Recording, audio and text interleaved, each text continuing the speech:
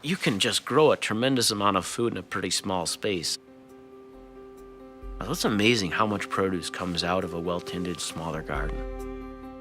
I think that if you look nationally, corporations are really realizing that there's a tremendous value in having a garden. The impact that it has on the wellness and both mental and physical of the company, there's a great benefit to be found there. My name is Joel Chesebro. I'm corporate chef for Sub-Zero and Wolf, and I also manage the Harvest Haven garden that we have here.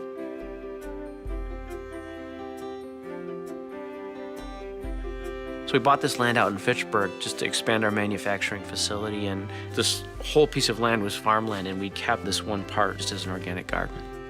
What we want to give people here with the garden, the reason that we have it, is not only allow them to experience it by the things that we create here, but also to actually go out and be in it. And it's an amazing experience for folks.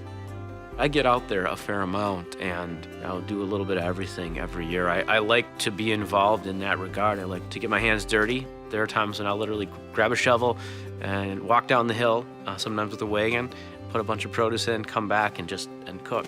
You know, if you work a 9-to-5 job, you don't really interact as much with the seasons as if you're dealing with the garden. You know, it's cold in the winter, it's hot in the summer, maybe you have to put a coat on, but with the garden, it's very specific to the different times of the year. The West EF Bakke Center is a training facility. We bring in primarily kitchen designers, architects, obviously appliance dealers, and they attend a 4-day-long training specifically focused around our product. Probably the total number of people that actually come into the center in a year right now is probably about 2,500 people. And I try to make sure that they all get at least a little taste of something from the garden when they come in. You know, some sort of a flavor experience, even if it is February. I get to take groups down there and tour them through and look at all the unique different vegetables that we have. And then, you know, a lot of times will go right from that tour into a dining experience where we are featuring an heirloom tomato platter, and they've gotten to see the tomatoes in the garden, and that's one of the first courses that will come out. That's an amazing, unique experience, and I love to see and experience that with people time and time again.